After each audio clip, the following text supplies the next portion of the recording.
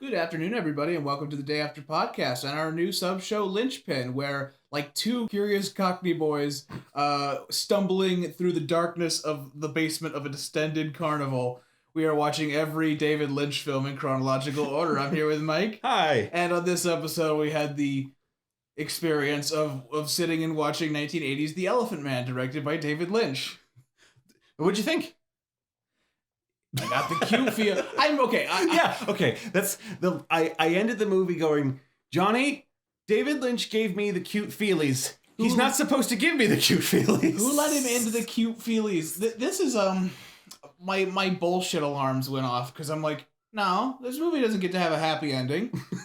Somebody's gotta die, and then it fucking does, and I'm mad.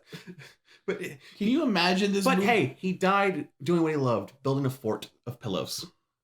That's never established as his character. This is just if I just wanted David to just give a balls out. No, fuck you, happy ending. You don't know what I'm about. Because like the sad endings are sadder. It's like Black Mirror. The sad endings are sadder when you know there are happy endings mixed in there too. I'm trying to express a feeling. If someone had seen the David Lynch movies that I had seen prior to starting this series with you, yeah, I would have tried to say it's like David Lynch tried to do an Oscar bait movie. Oh my god, is this Oscar bait as fuck? And I don't mean that as a criticism, but more as like a descriptive feeling. He's gone from Eraserhead, which is the most popular student art film ever made, to this is much more grounded in gritty realism. There's soot everywhere. You have to literally wipe it off the windows. It's so gritty. This is so. I mean it as a little bit of a criticism. I think that David do whatever. David's one of those guys who has been quoted as saying, "You know what? I find conventional cinema a little boring. Sometimes you gotta make it obscure." I'm heavily paraphrasing, but yeah, I mean, this. I got really worried when we watched half the trailer about this. I was very, very worried it was going to become, isn't that sad? And I think that the TV Trope's pointing this out as one of the saddest movies ever made. Not even close. Oh yeah. Because there are lots of happy moments. There's happy moments too. But this is based off of a real life man with this deformity. His name is Joseph Merrick, I believe. And here's the thing. I David Lynch is like a new girl I just started dating. Uh-huh. And what I mean by that is like imagine that you learn this new girl's interests and you realize I'm into weird physical deformities and like crap that's kind of scary and hard to understand. And then on the fourth date, you go to a freaks carnival and you're like, that makes perfect sense. You want to make a movie about that crap. That seems like a perfect thing for you to do, David Lynch. But honestly, why wasn't it your first movie? Yeah, this I totally get why he got the script. And he definitely he brought this strangeness to it that was needed. Oh my god, a straight version of this would be unbearable. Like if it was a BBC TV melodrama, it got some of the cast that would go along with that. Yeah. It would have been a little dry. We'll talk about the cast in a second. Yes, I had melodrama bells going off all movie. But I think it escapes that boring melodrama because there are moments of just striking strangeness, and not just John Merrick. Just the way like the angle at which Lynch tilts his head to look at something, looks at a scene, thinking of moments where women are having a cat fight in the hospital lobby, and he just, or the way he'll just make you feel like you're in a silent German expressionist film in the 1920s. The very heavy chiaroscuro shadows, and you feel like you're walking through an impressionist painting. I noticed that yes, things are very subtly off. Things aren't quite balls to the walls Eraserhead, but there's still a lot of Lynchian. And I don't want to pretend like at 2 movies in I know what David's about, but here's a style that I understand, that I've seen. When you first meet the villain, Mr. Bites, who is the previous owner of this man who is Yeah. hawking him out as a sideshow attraction, when you first meet him and they're trying to come to an agreement, he's very calm, but as they get their faces closer, you can realize Mr. Bites is trembling. He's got the, like, not that he's upset or that he's capable of something, but that there's something within him. I was really surprised at the passion and eloquence in which that character was delivered. But then I realized, oh yeah, he's a performer. He is not necessarily a stage actor in the conventional sense, but he has to draw a crowd. And he has to really emote it, because the stage acting is to some degree overacting, because you do have to pitch it for the cheap seats. You can't get the perfect angle to maintain that sense of realism. You have to kind of over pitch it. Yeah, if you must, and it's low hanging fruit, but I'm going to say it anyway. That there are, of course, veiled metaphors of how this also can symbolize how an artist feels. It's there, buddy. It's there. Okay. Because he's a freak who goes on stage and just stands there and people laugh at him. He's doing the sad clown thing. He's Pagliacciing. And then he has a moment of solidarity with the other freaks who let him out of the cage at the end.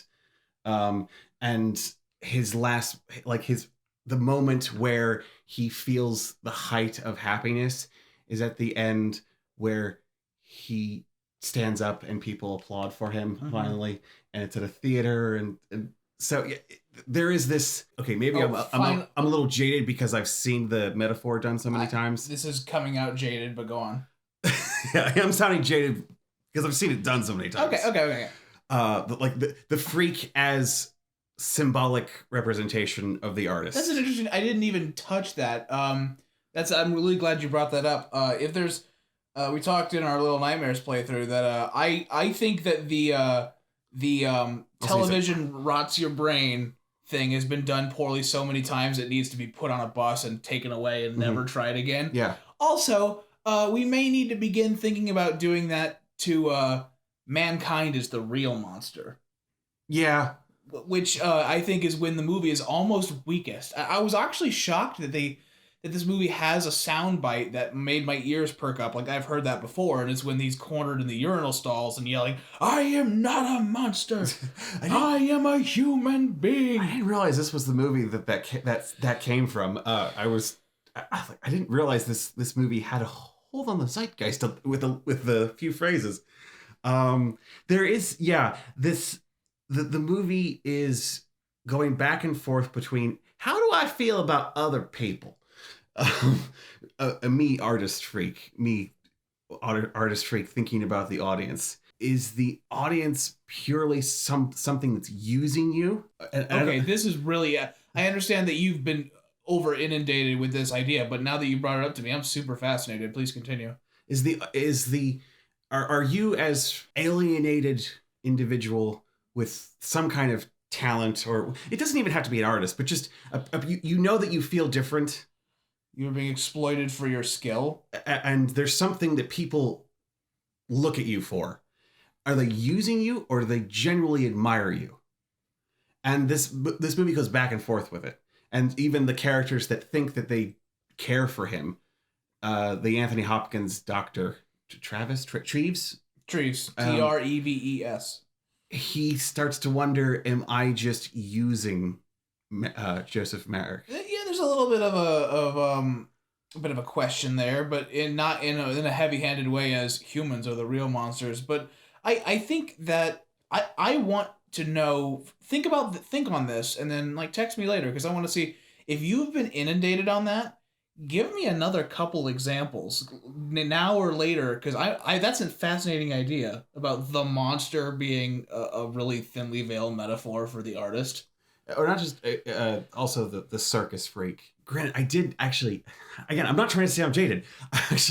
You are, but continue. I don't want to sound jaded, because there are moments where I actually did enjoy some of the blunt symbolism of I like this idea where he is an artist, and like the artist, they have this idea in their head, but the point is, the difficulty of the artist is they have to make it material. And just like that, he has this vision of the cathedral spire, but all he can see is the top. Mm-hmm. And he has to make it grounded. He has to make it reality. He has to build the base and the foundations. That's so cute. Which I just thought was really cute too. Yeah. God, I'm so glad Lynch did this and not fucking whoever directed The Pianist. Yeah. Like, oh my God, this could have been terrible. David doesn't give a shit about your awards. But I have to. There's one more thing about this that I want to say. Like, aside from the Lynchian aspects, what the director's trying to do, he hit the jackpot with the actors. Okay, Holy shit. Mike pointed out, he gave me really good context. He said, all of these people that are now extraordinarily famous, notably Anthony Hopkins and John Hurt, not household names when this movie was released 41 years ago. Anthony Hopkins certainly was definitely a heavy, a veteran stage actor before this. And I have seen him in like televised plays that are from the early 80s. He's absolutely fantastic. Like when you see him in his prime before he starts to phone in performances as Odin or whatever the fuck it is, he is so intense, and he has this amazing skill to make the most intense dramatic situations seem natural. Like he's really good at just fitting himself right in there, and I don't know how the hell he does that, but he feels right at home and go, oh yeah, this is normal. This is what I usually do. And you may ask yourself, but John Merrick, played by John Hurt, actually had a Hollywood break in the Harry Potter franchise as Ollivander, the wand salesman. To which I say, how do you think he got those roles? Well, he's been in by being an extremely veteran. I think he was in 1984. He was speaking of which, 1984. He's the dictator in V for Vendetta. It clicked for me. Yeah, that perfect. Yeah, that guy gets super murdered. Yeah, but again, I think he's been in a lot of movies. But I think he's also focused as a stage actor. And this is filled with stage actors. There's John Gielgud is in this. I wouldn't be surprised if the guy who plays the proprietor, the owner, is also probably heavily in stage. And again, you have that. I'm guessing I'm learning a veiled metaphor as artist, performer, and freak. The dualism between. I don't like. You see, I know I asked for like options, like examples of that, but now that I say it, it sounds like even pushing that a little bit would come off as really conceited. Like, do you get it? It's about me. That metaphor is strained and has been done so often. And I was waiting for moments where he complicates it, where the alienated outcast artist has a different feel for his relationship with others, who find him to be weird. There are moments where it starts to happen, but they're usually other freaks, other artists, the actress, or the doctor, and John Gielgud, the guy who manages the whole hospital. The one who, not the security guard. Yeah. The manager of the hospital, who's like, you know what, you need to be focusing on other patients who can be fixed and sent out of here. Mm-hmm. We don't have time for your project. Just saying that out loud. We don't have time for your projects. You need to get back to work. Oh my God. Is he just using him as publicity? That's what people suspect of it? But then, and then you later find out that the John Gielgud guy, he's actually been secretly pulling the strings, and realizes that this guy is going to get kicked out if I don't start doing a PR move. And he starts writing letters to the Queen and going, just trying to advertise the fact that this looks really good for us. We should keep him here.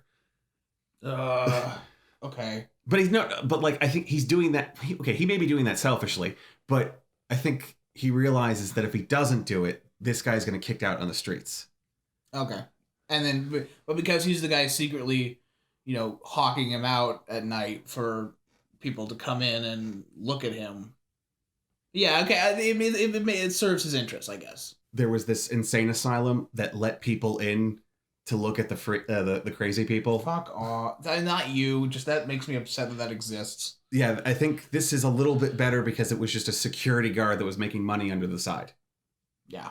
And that's when I think the movie is the weakest, because it dips the closest to and a little bit under melodrama, and melodrama is a curse word in my vocabulary, and I'm glad that he pays him. I'm not saying it avoided it. I'm saying it could have done it worse. Mm-hmm. Which I don't have the hard on for David that I had for Stanley, so I'm able to criticism, I think, a little more freely. I wanted the drama in this movie when it has as much contrast as it's black and white is to me kind of falls a little flat. I want there to be a little bit more grays, but like no, this guy is totally evil fuckhead, and he's a bad guy. I found that a little rough to watch, like a poorly made, like Lifetime movie. Overall, though, I didn't want to interrupt you. No, I'm agreeing with you. I wanted a little bit more nuanced in the drama between characters, and especially considering that the talent can do it. Yeah, the fact that you have such an insanely talented cast, which you stumbled upon. I mean, you stumbled over like Anthony. I want to know about Anthony's history. I want to be like, yeah, I'm an up and comer. Let me do this weird movie. Because here's the thing. Anthony would not have known David either. This is his second movie. Yeah. So neither of them knew what they were getting themselves into. Maybe they both owe their fame to the Elephant Man. I think this is Hopkins' first major movie role, right? I don't know. Overall, though, we're going to start wrapping up here, Mike. This may be the way to introduce Lynch. Oh my, yes. It is early enough in his repertoire without being Eraserhead impenetrable. Yeah, if you want to suggest a Lynch movie to someone who doesn't necessarily like weird shit, this may be the way to ease them in. Yeah, I think it's definitely an easier entry point. I was also feeling like this was a more well-established, not well-established, what's the word I'm looking for? More well-intentioned, well-structured version of a 20s exploitative film called Freaks or Carnival. I think it's called, yeah, but the point is they got actual carnival freaks to be cast members in this movie as they play carnival freaks. And I feel like that was taking the same idea, which I think that David found had a lot of really, potential for storytelling and thematic investigation. So that I'm glad he actually went and did that. And I've never seen Freaks, but judging on that, it looks like David said, let me make this a more compact thing, which is very rare for David, apparently. Him having a compact, easy-to-digest Oscar bait movie. It's so weird to say it that way. It's very, very weird to say that. I had a good time, I guess. It was pretty enjoyable in general. Thank you, everybody, so much. Okay, I'm going to try to say that without the weird swallow. I like this movie. I like it too. Yeah, let's not caveat it. I enjoyed myself. Thank you everybody so much for joining us on episode 2 of Lynchpin, the unusual series where we watch and review every David Lynch film in chronological order. Join us again in 1 week for another blind watch where we're tackling 1984's Dune. Oh no! Oh, it's that quick? Oh yes, number 3. We're already at Dune? I'm sorry. Uh-oh. Toby Custer, no! Oh no! Don't be mad, dude. I thought we were going to have more time before we hit Dune. Apparently there's a whole shit show about Dune, but we'll see you in 1 week.